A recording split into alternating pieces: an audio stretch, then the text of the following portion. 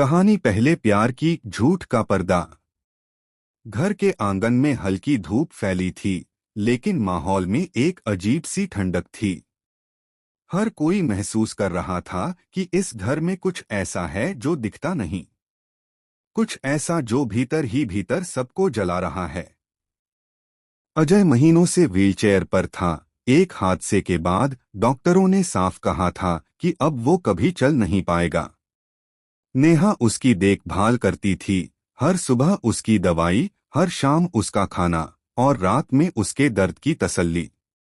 लेकिन फिर भी नेहा के मन में एक बेचैनी थी। उसे लगता था कि अजय के चेहरे पर जो दर्द दिखता है वो असली नहीं है। उसकी आंखों में कुछ ऐसा था जो झूठ की तरह चमकता था। एक दिन जब नेहा ने अपने शक की बात अजय के छोटे भाई संजू से कही, तो वह पहले तो चौंक गया। बोला, भाभी भैया झूठ क्यों बोलेंगे? वो तो खुद एक हादसे में टूट गए हैं। नेहा ने धीमी आवाज में कहा, मुझे नहीं पता संजू, पर मेरा दिल कहता है कि अजय ठीक है। वो बस किसी बड़ी वजह से सबको धोखा दे रहा है। कुछ देर चुप्पी रही, फिर नेहा ने कहा, अगर हमें उसका सच जानना है तो हमें एक ऐसा कदम उठाना होगा जिससे उसका नकाब खुद ही उतर जाए। संजू ने हैरानी से पूछा, कैसा कदम? नेहा बोली, अगर अजय भैया सच में ठीक हैं तो वो कभी बर्दाश्त नहीं करेंगे अगर मैं तुम्हारे साथ शादी का ऐलान कर दूं। वो खुद उठ खड़े होंगे।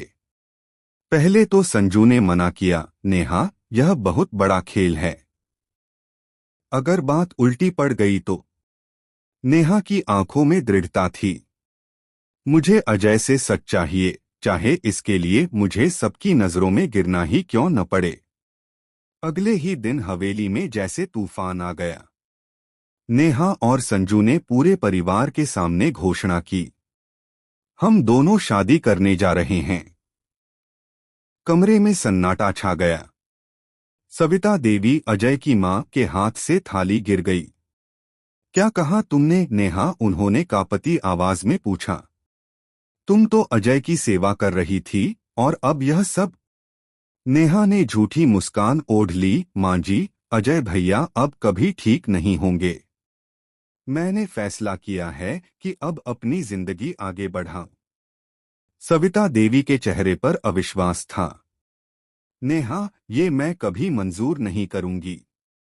तभी संजू ने कहा, मां, आपको अजय भैया की कसम है, आज इस शादी को रोकिए मत। कमरे में हर नजर अब अजय की ओर मुड़ गई। वह अपनी व्हीलचेयर पर चुपचाप बैठा था। चेहरे पर अजीब सी शांति थी, लेकिन आंखों में कोई हलचल, कोई तूफान छिपा था। शादी का नाटक शुरू हुआ। कमरे में हल्का संगीत बज रहा था। कुछ रिश्तेदार हैरान नजरों से यह तमाशा देख रहे थे।